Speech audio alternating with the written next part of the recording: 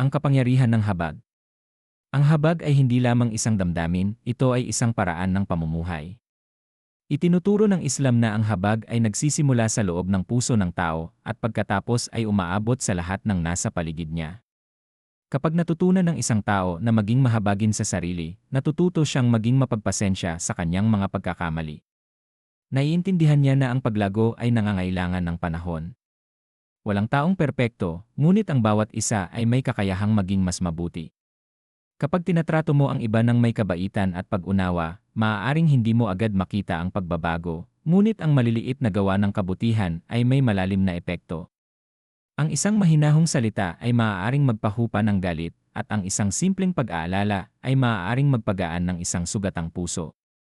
Hinihikayat ng Islam ang habag hindi lamang sa mga mahal natin, kundi sa lahat ng tao, kahit sa mga taong may ibang pananaw kaysa sa atin. Ang habag ay kayang gawing init ang lamig, gawing pagbabahagi ang pagkamakasarili, at gawing pagkilos ang reklamo. Kapag ang habag ay naging bahagi ng ating buhay, nagbabago ang paraan ng ating pagtingin sa mundo, at unti-unti ring nagiging mas mabuti ang mundong ating ginagalawan.